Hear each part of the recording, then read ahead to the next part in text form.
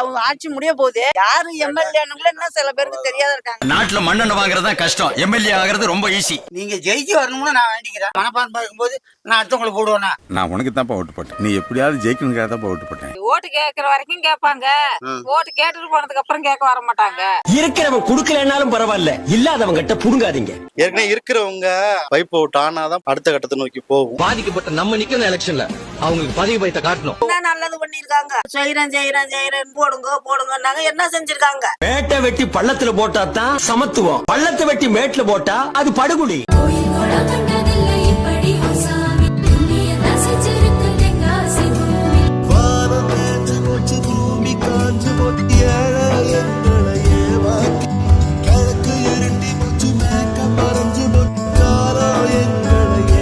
உண்மையா உடைக்கிறாங்கிறவங்க ஜெயிச்சு வரணும், நல்லா இருக்கும். அந்த மாதிரியான ஆள்தான் நமக்கு வேணும். நம்ம தொகுதியில மாற்றம் வரணும்.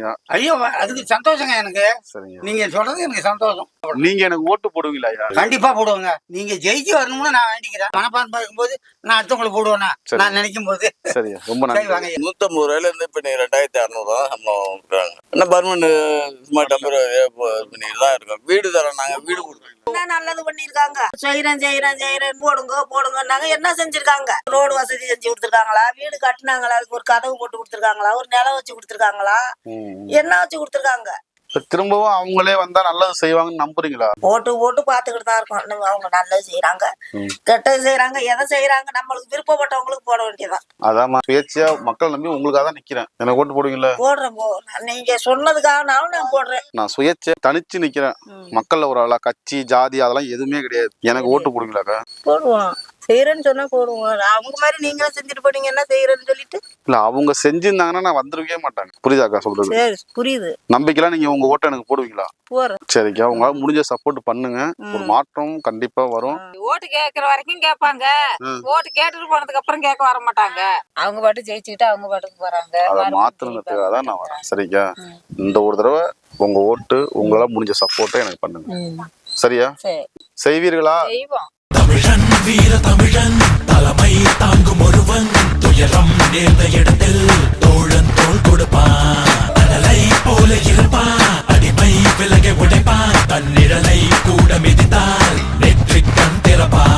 தமிழன் வீர உரிமையை கேட்டாலே அதிகாரத்தின் மேல மிரட்டுறாங்க நம்மள. ஏற்கனவே இருக்கிறவங்க பைப் அவுட் ஆனாதான் புதுசா வரவங்களுக்கு வாய்ப்பு கொடுத்தாதான் அடுத்த கட்டத்தை நோக்கி போகும். வீடு சரியானா ஊர் சரியாகும், ஊர் சரியானா நாடு சரியாகும். அப்படியே மாத்திட்டு போகலாம்.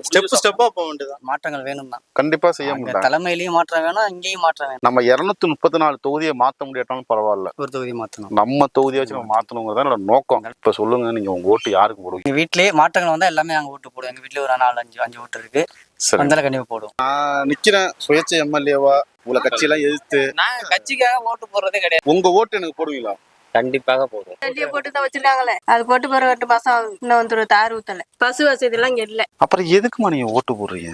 என்ன செய்யறது? அப்புறம் நாங்க இருக்கணும்னு அத்தாச்சிக்கு போட்டு தானே ஆகணும். நாங்க செத்து போயிட்டோம் எழுதி கொடுத்துட்டாங்கன்னா சப்போர்ட் பண்ணுங்க. கண்டிப்பா சப்போர்ட் பண்றோம். இன்ஸ்டாகிராம் ஃபாலோ பண்ணிட்டு தானே. சரி, ஓகே, ரொம்ப நன்றி ஜி. Thanks G.